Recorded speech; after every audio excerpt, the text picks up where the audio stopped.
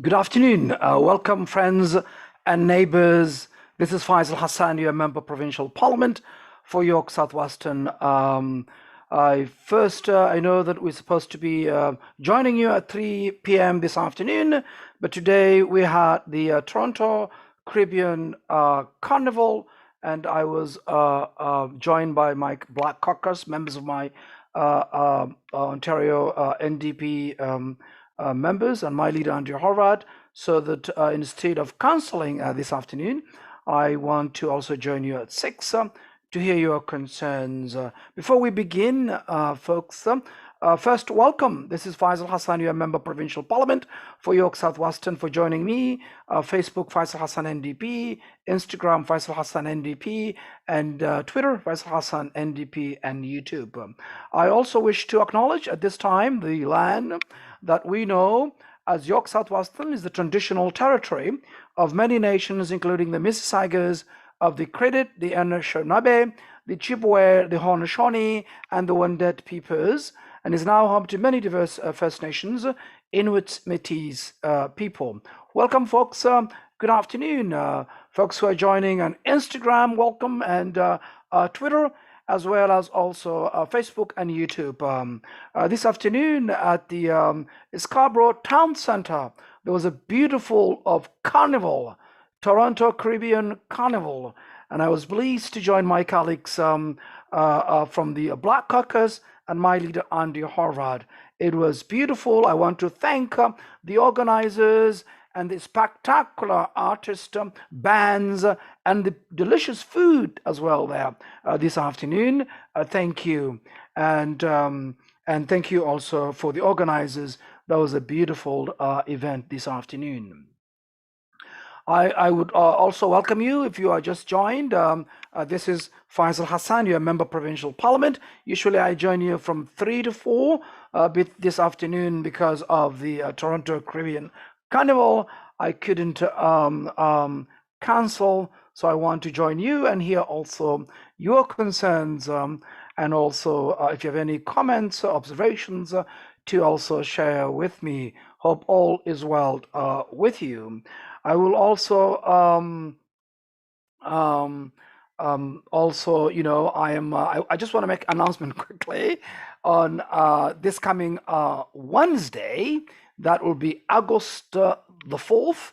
I will be hosting a discussion on auto insurance and postal code discrimination, and also to bring together to update about this problem still exists and continues to exist in our community. And we are not only alone, it's happening all throughout the GTA, and many communities like ours here in York Southwestern are discriminated because of the auto insurance postal code issues.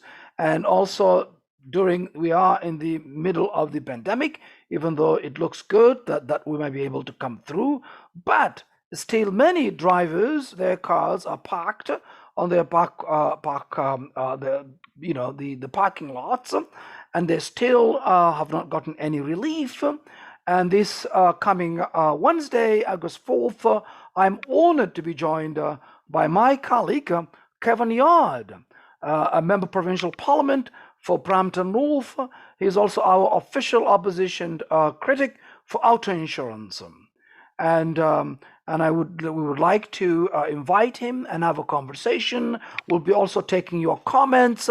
We're also taking your questions as well. Join us 6:30, August 4th, and that will be this coming Wednesday. We will be taking also questions as well. You can join us live. Also to tune in, Faisal Hassan NDP Facebook, and also Twitter, and also not Instagram, but also YouTube. That way, we'll be able to hear your comments and also take them as well to answer them. But we also encourage them, if you want to also ask questions early, please also follow and also send those questions early, okay? And I'm looking forward to having a discussion on the auto insurance. It is a community discrimination based on auto insurance postal code. And that's also something We have been fighting, folks, and we'll talk about more on Wednesday. But we have brought a couple of bills since June 8. We have been fighting before that. We had seen the Liberals for the last 15 years. They have done nothing about it. And we pay more premium, not because of the way we drive, not the car we drive, and not your individual driving behavior, but simply because of where you live. And it's called postal code discrimination, and that's unacceptable. So we will have that discussion, and I'll also invite you to join us as well. Folks, welcome also here. There is also, I want to welcome Jay, and Ivan says, hello, Mr. Hassan. Welcome, Ivan. Thank you for joining me this afternoon. And my apologies, usually I join you from 3 to 4, but today we are joining you 6 p.m. to 7 to hear your concerns. And thank you. And also, folks, children with autism in Ontario are also being denied the services they need to reach their full potential. Families have been to hell and back fighting for a better Ontario autism program, and 47,000 children are still waiting. To help so few of the children who need services is cruel and wrong, and will continue to pressure the government support these families and provide care, and also according to their unique needs as well. So folks joining me on welcome folks who are joining on also Instagram, and also folks who are also joining Twitter and Facebook, and also YouTube. This is Faisal Hassan, your member provincial parliament. I have, as during the pandemic, things have been very difficult, and as we have agreed, and that I have also stated, that I will be joining you to be accessible to you every Saturday from 3, and we've been doing it over a year now, to hear your concerns.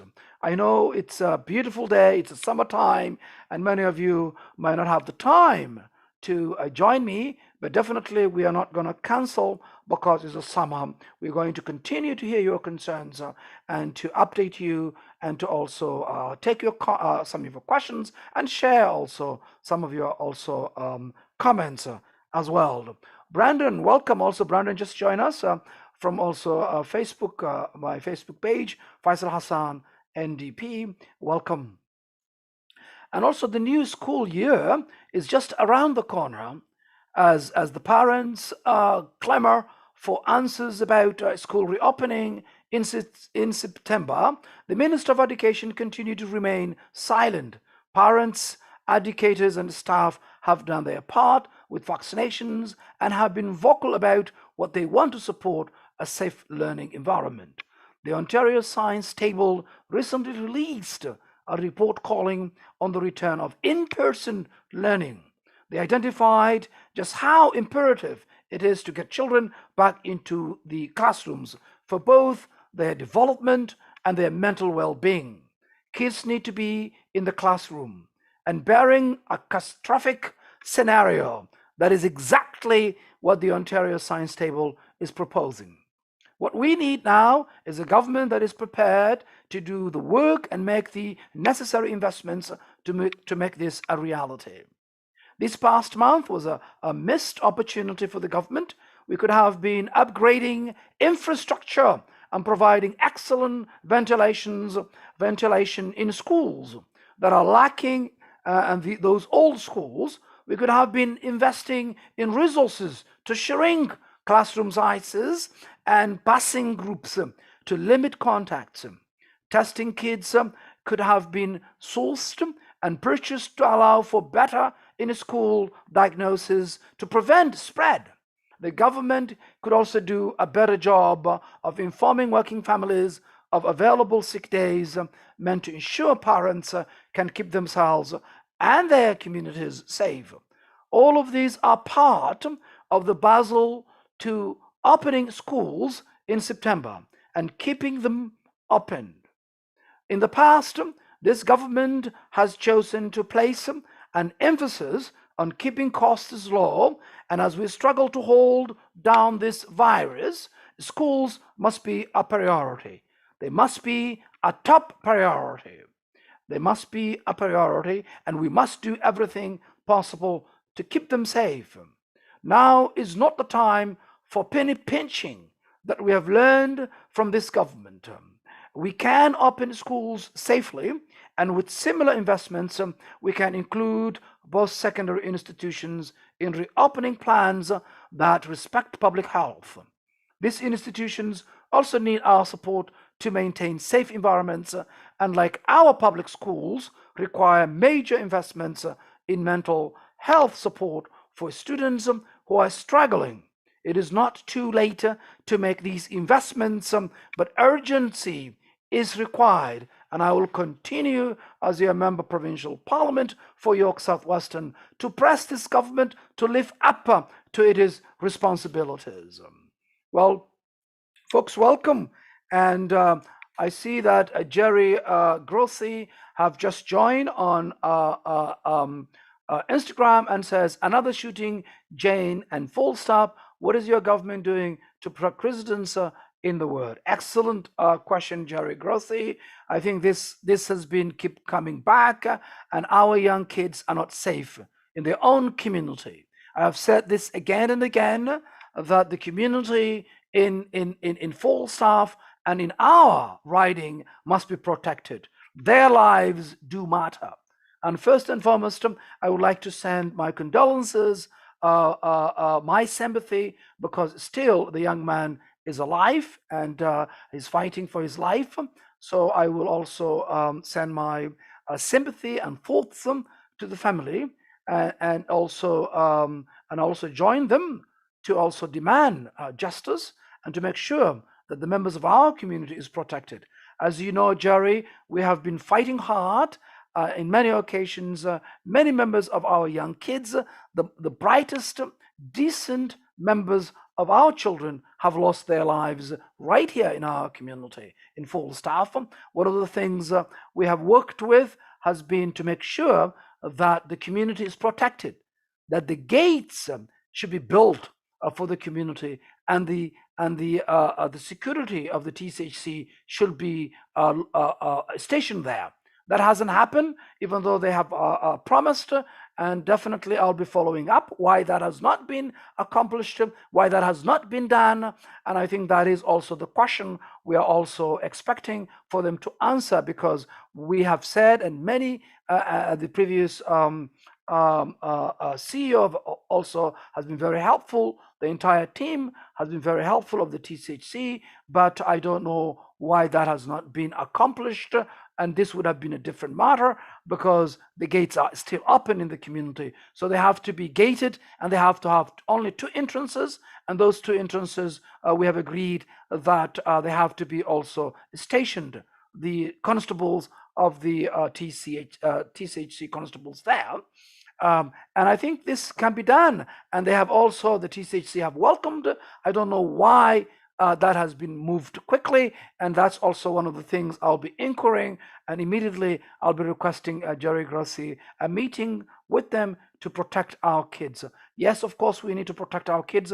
We need also to make sure that our kids' lives do matter, and every single member of our community's lives do matter, and we need accountability, we need transparency, and we need to protect our community. We need resources also, but we need also to make sure why our community is not protected.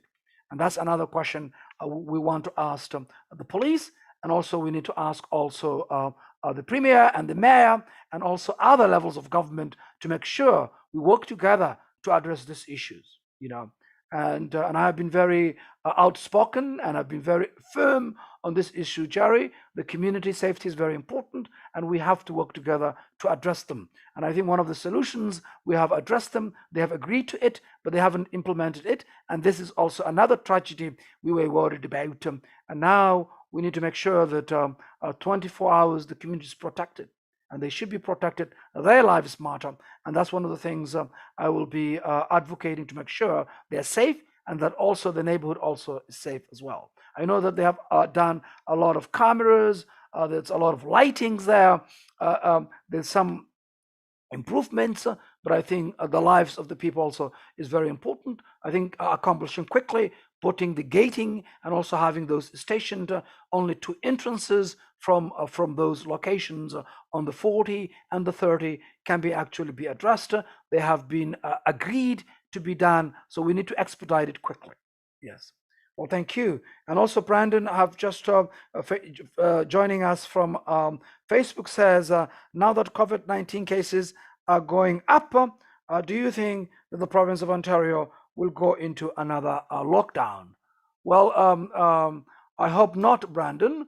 I hope not. But I think what we need is to listen to the experts and also the science table. But I think things are encouraging, if you ask me that, and things looks encouraging. I think we should be moving forward to making sure that things, goes as scheduled, because most of the people have done what they have been asked. They have been getting their shots and their vaccines. The number is good, and also we need those who haven't gotten their vaccines should be getting their vaccines, so that we make sure that everybody gets their vaccines, and that we are ready to go forward. And hopefully, I think that's what I thought. But I think with regards to the variants, with Delta and others, I think we will rely on the experts to tell us what are the situations there. Well, thank you. Omar also just joined. Welcome, Omar. And those who are joining Instagram, Twitter, Facebook, and also YouTube, welcome, folks. Thank you for joining me this afternoon. I know we usually join at 3 o'clock, but this afternoon I'm joining you 6 o'clock because this afternoon has been a big festival of the Toronto Caribbean Carnival that was held in Scarborough. So I was there with my colleagues, and it was an important event, really. Beautiful colors, artists, bands, and so much costumes, and a lot of food and cultural from the Caribbean. That was also great.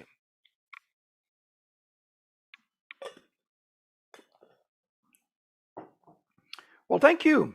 Also, a new report from the Financial Accountability Office of Ontario shows the Ford government withheld $10 billion from Ontarians during the pandemic, including sitting on over 1 billion earmarked for long-term care and public health. This is incredibly disappointing news and further evidence of the government's approach to spending during the pandemic. These funds could have supported small businesses or gone towards a safe school reopening, among other important investments that this province needs. And this is another a concern from this government, that they have not supported people when they need help. We know our businesses are struggling. Some of them have not been even allowed to be included in the Ontario support program. Among them are the dry cleaners. I have written about their plea and their situation. Also, many taxi drivers who have been having struggles with Uber have not been also included because of their hospitalities and so forth, and that's also doing a very important part of our economy. The essential workers also haven't been provided basic days. And they have put through a basic days only 3 days. We know that the Liberals had 15 years to do it right. They only gave us the last couple of months of the end of the time of Premier Wayne, and as soon as the Conservatives came, they removed it, and now they have said temporarily 3 days, and it's going to end September 28. This is not acceptable for workers. What we need is to have a permanent basis of paid sick days for workers. These $10 billion is sitting there. A lot of folks are also homeless, and they need support. And many families are struggling. They have lost their jobs. They need also to support them for retraining, for jobs, and also supporting also small businesses and mid-sized businesses, so that they can come back economic recovery as we come back quickly. Well, welcome, Khiyar. Welcome, Lucky. You're joining Faisal Hassan.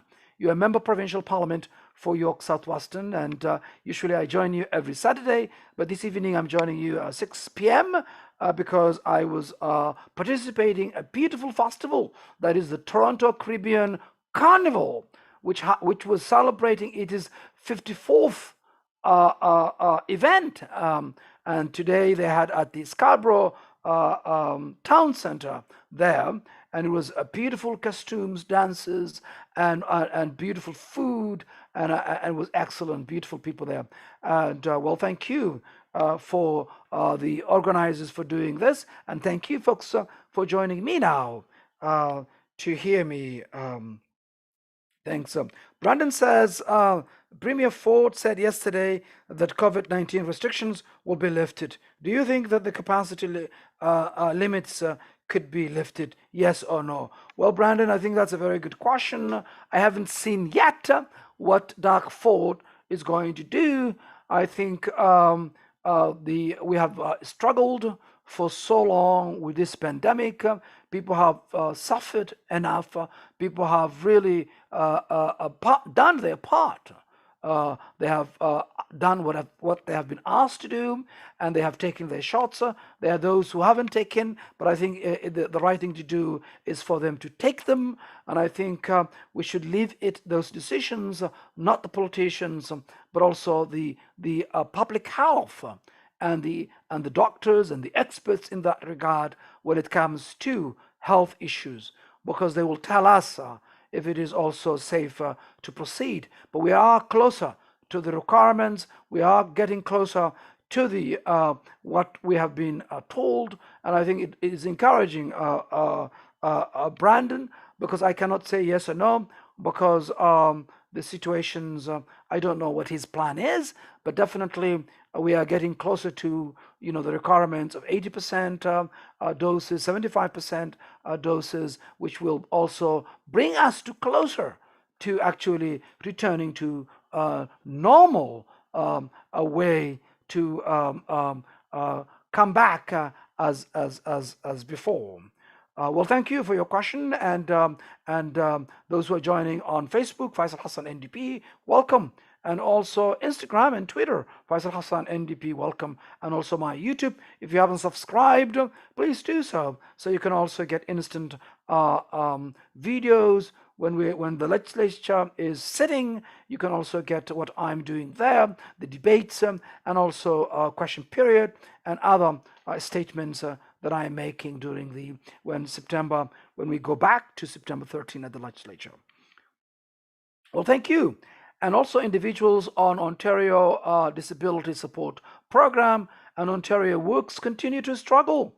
They have been struggling, friends, neighbors, brothers and sisters, and folks. They have been struggling as parts of the economy come back to life. Support payments have remained stagnant as housing costs and the costs of everyday essentials continue to rise. Leaving this community in a vulnerable position, I will continue to make efforts to address the housing crisis and issues, increase supports to that individuals on Ontario Disability Support Program and Ontario Works can live with dignity. And it is so important that we provide a support that is very important. And also housing has been a very difficult situation. People are really, we've seen the situation being used, the police force, to disperse people who are homeless in our community. Instead of investing affordable housing, co-ops, and housing program, we see the situation where people are not able to afford a place to live. And that is something that has started in 1994 with John Chrétien and Martin, the Liberal governments of John Chrétien and Paul Martin, when they were governing in Canada, that they have said that they are getting out of the affordable housing and in housing issues, and they have downloaded into provincial jurisdictions. And what do Mike Harris and Ernie Eves and Dalton McGuinty and Cutler Wynne do? They also downloaded to municipalities.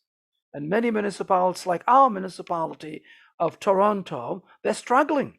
They're struggling. They have a waiting list of over 140,000. Sometimes it's estimated 180,000, and growing numbers of people waiting support for affordable and for other supports to stay a place to live. And no one can even afford to buy a place of their own.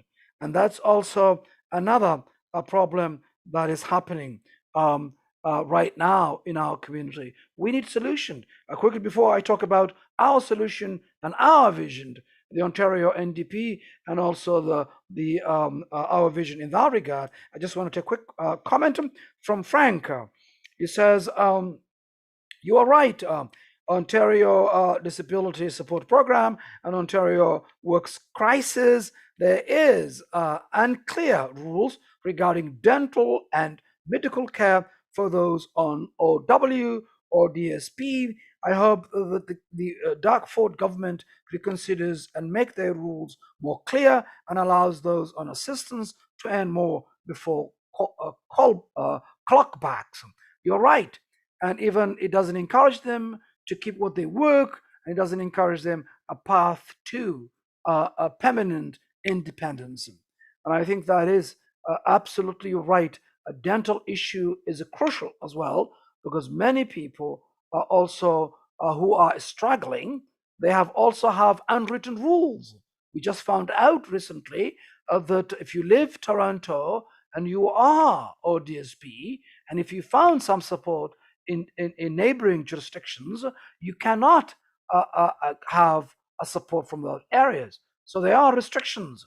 Those who are recipients who live in Ontario, what they are eligible as well. And definitely this is discriminatory, and we need to bring this to the attention to the minister and make sure this is addressed and dealt with as soon as possible. And you're right, dental care is an important, because dental is part of the health, overall health of our body. And that is important that we provide dental care. An NDP government will commit a dental care. We also think it's important also eye care. A lot of seniors have written to me recently, and many of you have no longer used OHIP as also coverage for your eye care, and that is not acceptable. So we need also to also have an eye care, dental care, pharma care, and also include a holistic approach as Tommy Dackler's visioned a healthcare, public healthcare that addresses the concerns and the whole approach, including also mental health. And we also said in 2018 that we're going to devote an entire ministry, a ministry that is devoted, a cabinet minister that is devoted, that is have a seat at the cabinet table devoted to talk about mental health and addresses mental health issues as well. So these are things an NDP government will put a priority and make sure a government works for you. And thank you for that question, Frank. Quickly, Brandon says here, now that the province of Quebec is giving third doses of COVID-19 vaccine to the people of Quebec, why is the province of Ontario not giving the third doses of COVID-19? Do you think that the province of Ontario should give the people of Ontario the third doses of COVID-19 vaccine? Yes or no? Well, Brandon, again, I won't be able to follow the province of Quebec, and I will not be using as a role model for us because we have seen many issues of the issues that affect the rights of its citizens. In many cases, with this issue, Brandon, I will be happy to follow with our public health and also with also offices of public health, Ontario, and also the science table to tell us. But I think so far on Ontario, it's working, and I think that looks good. And then we should be following on our own, because we are not Quebec, we are Ontario. We are a completely different province. We have different priorities, and I do think that also there are many things that I'm not proud of Quebec, especially the Bill 21, that we have seen denying its own members of their community, especially women, Muslim women who are using the hijab or any scarf or any religious symbols to work for government, to be teachers, public work, to be a civil servants. And that Bill 21 is still there, and it is also discriminatory. And I think that is a bad example and bad province, in my opinion, in that regard, their vision and where they're heading with regards to social justice and the rights of its own citizens. So I think I will only rely, Brandon, our own vision as an Ontarians and our own perspective, because we said to the entire legislature, we are sending a strong message to Quebec when it comes to those kinds of issues. But with regard to COVID, we'll rely our own doctors and our own public health and our own timetable in that regard. Well, thank you for your question. Frank says, I for one think that they should, Brandon, vaccine efficiency drops to 84 6 months after a second dose. And again, I will rely on the experts, the public doctors, and also the timetable to tell us. But I think so far in Ontario, it looks good. I think those doses are good, and it's going very well for us. We need to make sure that the members of our community who have not taken their first and second shots, please do so. There are pop-ups happening in our community.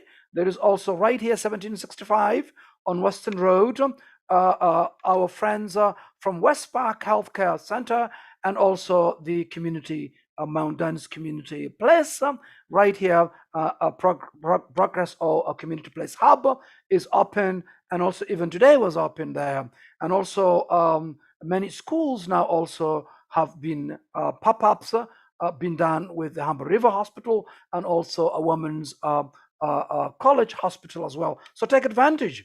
Abdi Firin, welcome as well. Just join us on Facebook. And those who are joining, you're joining Faisal Hassan. You're a member of Provincial Parliament for York Southwestern. I join you every Saturday from 3 to 4. But this afternoon, I'm joining you 6 p.m. to 7 because today we had the Toronto Caribbean Carnival, a beautiful carnival that was organized by the Toronto Caribbean Carnival at the Scarborough Town Center. And that was a beautiful. I've joined my leader, Andy Horvath, and the members of the Black Caucus, Jill Andrew, and also Kevin Yard, and also candidates from Brampton South, Andrea Barrett, and also Felicia Samuel, Scarborough Rouge Park candidate.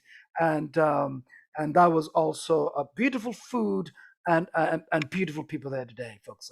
That's why I'm joining you 6 p.m. and to 7.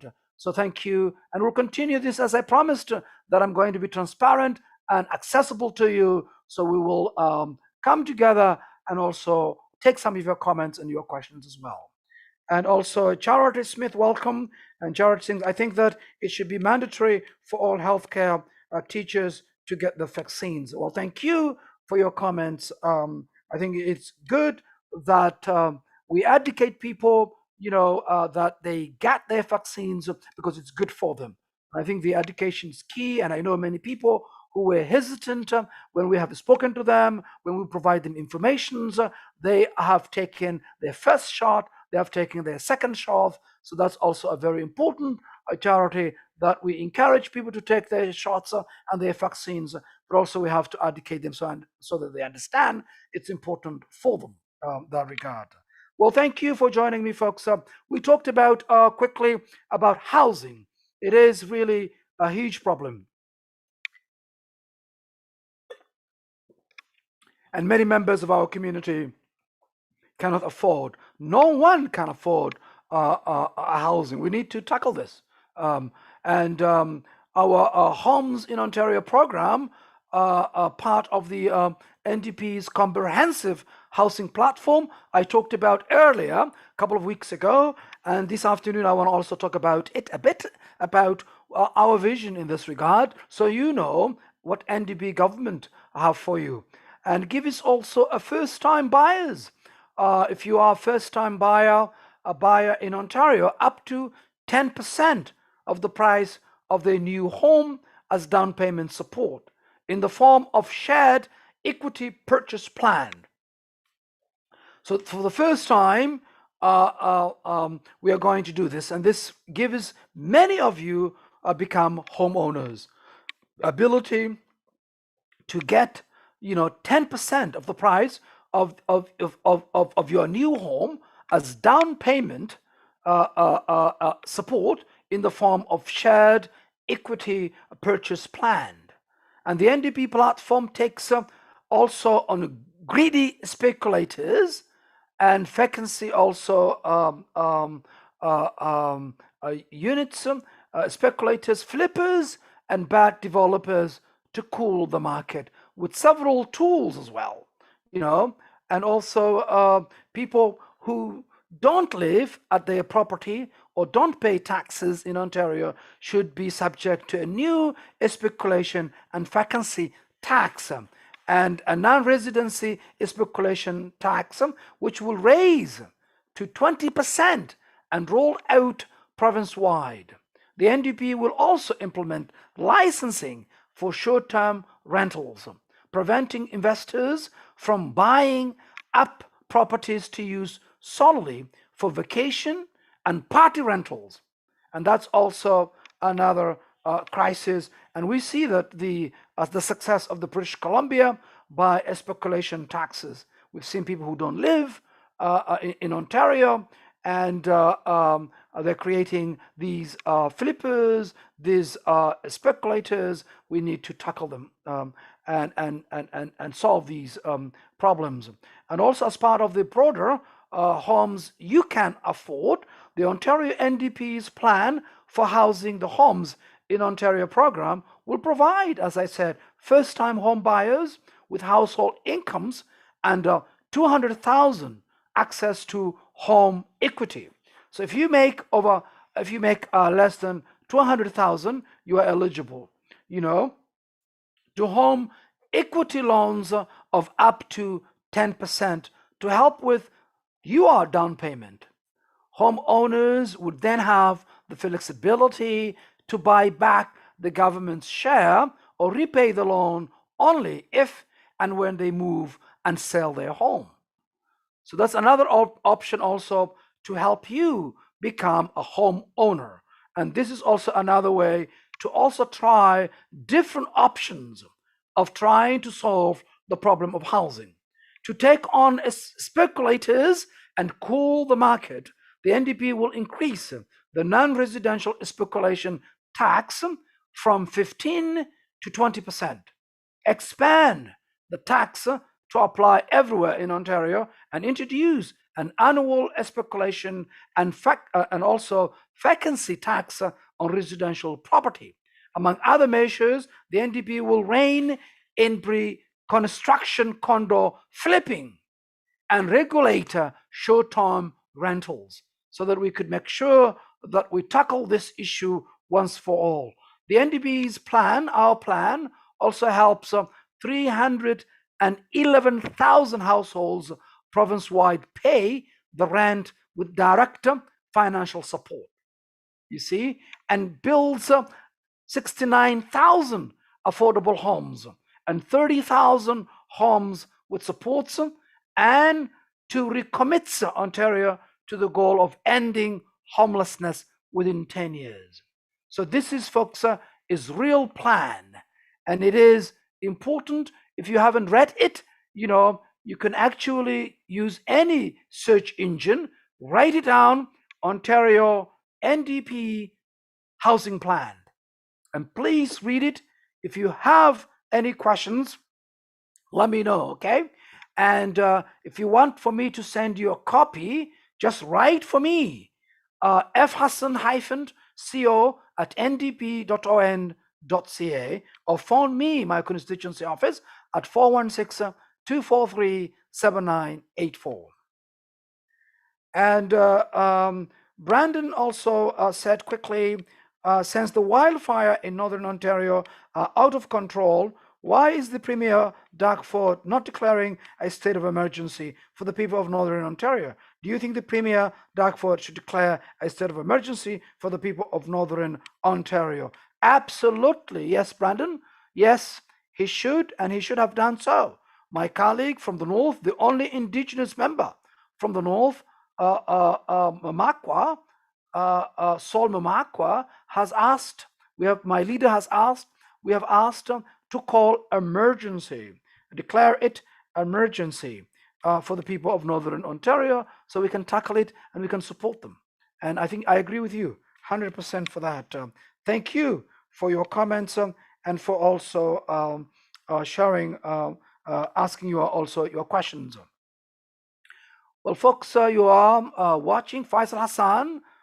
You're a member provincial parliament for York Southwestern. You're joining Instagram, Faisal Hassan NDP, and also my page, Facebook page, Faisal Hassan NDP, and my Twitter, Faisal Hassan NDP, and also my YouTube. If you haven't subscribed, please do so we can also get instant updates of the debates at the legislature and also other notifications that town hall meetings and other events that we're organizing, And well, thank you for joining me this afternoon. You have been, you've joined me 6 o'clock this afternoon, and I know usually we meet 3 p.m. Because today I was participating Toronto Caribbean Carnival, a beautiful carnival. Today was held in Scarborough, and this was the 54th event that has been really happening, and hope next year we can do it live. Beautiful people and beautiful food today, and was excellent. So I was there with my colleagues and my leader Andy Horvath and the entire members of the Black Caucus, Jill Andrew from Toronto St. Paul's, Kevin Yard from Brampton North, and also candidates of the Ontario NDP candidates, Samuel from the Scarborough Rouge Park, and also Brampton South, and Parrot. So there was beautiful, and I was happy to join, and I want to thank the organizers for putting such a beautiful show and organizing such a beautiful event today. Well, folks, also the Premier Darkford failed to give our schools the support they needed during the pandemic, leading to the longest school closures in Canada. Now he is cutting 800 million from our kids' classrooms. Together, we can demand better. We cannot afford another year of disruptions, closures, or painful remote and hybrid learning. Demand a safe September. We need smaller class sizes, upgrades to school ventilation systems, ensure vaccines are available to all staff and students who are eligible, more classroom supports for kids with disabilities, and in-school mental health and wellness support.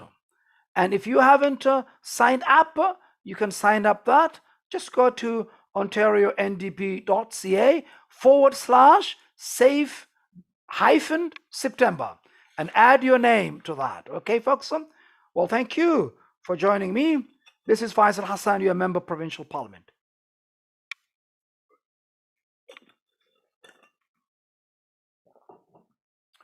Also, we are less than 6 weeks from the start of the school year, and parents continue to wait for a plan from the government. It is disappointing to see the lack of urgency on display for such an important issue. Getting our children back in the classroom in September has been the desire of all parents for several months now. Even as the last challenging school year, we are coming to a close. Many parents I spoke to had their eyes on September. They expected the government to move immediately and prepare school staff and communities in class learning.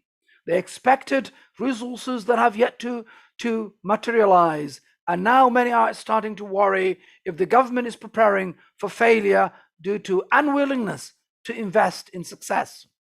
If we want to ensure a safe school year where our children can grow and thrive, there are several steps necessary. This government missed an opportunity by not embarking on a focused strategy to vaccine as many students aged 12 to 17, teachers and school staff as possible. They are not making plans to reduce class sizes to allow for a social distancing and are running out of time to repair ventilation systems and bring them up to a minimum standard. Students will need more help to recover from the mental health impacts of the pandemic, and that will require additional financial support for cash strapped school boards. Our school boards here, the Catholic and the public, need a lot of support. They have old schools that require ventilations support, and they need investment for smaller class sizes. And finally, families need to know they have the paid sick days they need to keep themselves and their community safe. We are overdue for action. My friends, neighbors, and brothers and sisters, and I worry that the minister will be scrambling to catch up to the desire of the school communities and stakeholders who are beginning to worry. Less than 40% of the youth aged 12 to 17 are vaccinated, and simply keeping our fingers crossed will not translate to success. We needed a plan 6 weeks ago, and we need action now. Over the coming days and weeks, I will be encouraging the government to start by reversing its 800 million cuts to the 2021 education budget and invest in schools. Parents, students, and teachers and staff have all been through enough. They deserve the best school year possible. They deserve a government willing to move mountains to make it happen. And definitely, we will be holding this government accountable. And still, there are only 6 weeks to go, and till now, there isn't a plan at all. Well, you are watching Faisal Hassan. You're a member of Provincial Parliament for York Southwestern, and you are joining me Instagram, Faisal Hassan NDP, and also Twitter, Faisal Hassan NDP, and Facebook page, Faisal Hassan NDP, and also YouTube as well. And Brandon quickly says now the Toronto police are removing the incumbents from the parks. Do you think that incumbents should be removed from the city parks? Well, Brandon says yes or no. I think the it is wrong to use force to remove homelessness people who need help. The city, the province, the federal government should be looking solutions to help them, put places to live, provide them support for mental health, provide them rehabilitation, places for them to get the help they need. And this is not a right leadership, Brandon, to simply use force against homeless people. We need to support them. We need counselors to send them. We need to provide them the necessary supports they need, rather than showing that kind of a force for people who need help. And that's why I think we need a better government that understands the mental issue, understands the crisis of homelessness that began in 1990 when Kircher, Kircher and Martin and Dalton McGuinty and Ernie Eves and Mike Harris and also Kathleen Wynne were governing in the province. And now what do? They said they downloaded to municipalities. And this is what we're seeing. And there are also more people who are self-coaching. They are just wandering around from friend to friend. And the waiting list for supporting housing is unbelievable. Toronto alone is 180,000, Brandon. Bill, Niagara Falls, Kingston, you name it, everywhere is a problem and continues. So we need support rather than brutal force to go after homeless people. I don't agree with that. We need to send them counselors, housing counselors. And I'll tell you a story. I used to work with the homeless populations in Toronto through the wonderful organization of the Wood Green. They had people who are struggling, so they will send housing counselors into these people. They will go, they will speak to them, they will sit one on one, they will convince them to find them a place to live. And that's the way to help them one on one. And I remember a project about 58 people in Espadina and college. I was one of the 3 workers assigned to house these people, you know, and we were very successful housing them quickly within less than 3 months because we're able to go and sit one on one, face to face, and provide options, and support and connecting to services and programs. And now they're very successful because they're staying or continue to have a place of their own. That's the kind of programs and services the city needs to do rather than using a brutal force to incumbents, Brandon. And I think that's why we need an NDP government that can work municipalities to provide a support. And please read our housing plan.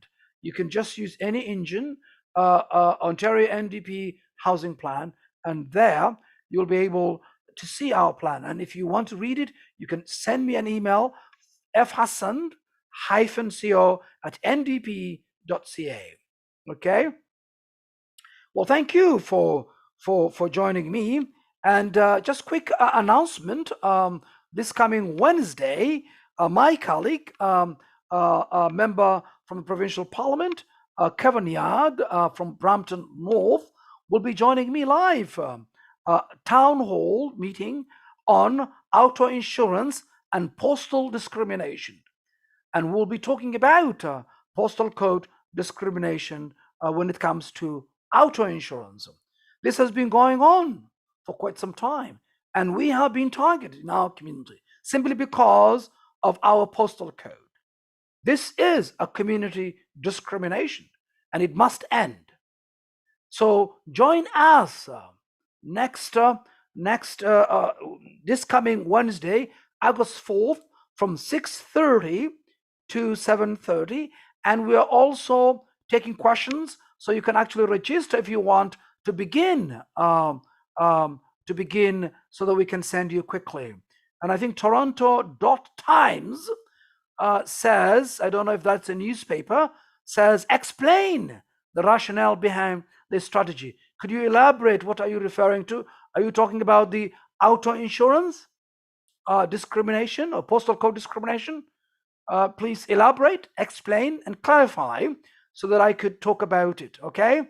Yes, and join us this coming Wednesday from 6:30 to 7:30. And that is because it is you're talking about the homelessness. Yes, that's right. Yes, homelessness. This homelessness is neglect.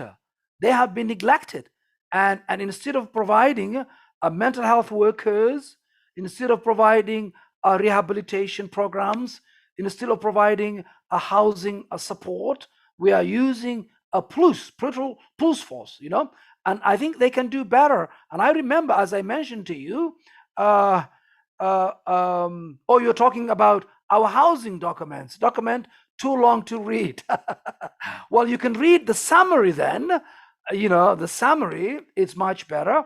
I can summarize for you. It has options. People now cannot even afford a place to live. So what we are going to do also, I talked about already that, providing people, 10% down payment, part of the,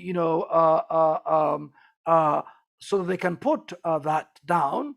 We can also invest more co-ops, more support for people, direct support to pay their rents, and also making sure that we also create options for people by also going after speculators, flippers, imposing them also taxes as well.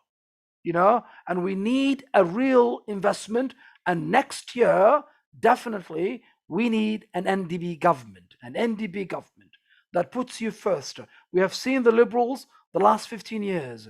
They had enough opportunity to do it right, to tackle the housing. And by the way, the housing crisis was begun by John Croce and Martin when they were governing this country, and they have simply downloaded their responsibilities to support affordable housing for housing to provincial governments. And what do Mike Harris and Ernie Eves and Dalton McGuinty and Kathleen Wynne do? They simply download it to municipalities. And that is not a leadership.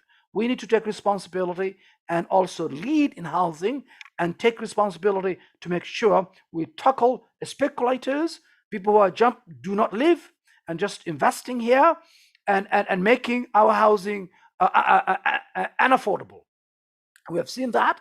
The great example of speculators and vacancy tax that British Columbia have imposed, those money is used for affordable housing. And that's exactly what we're going to do here as well in that regard.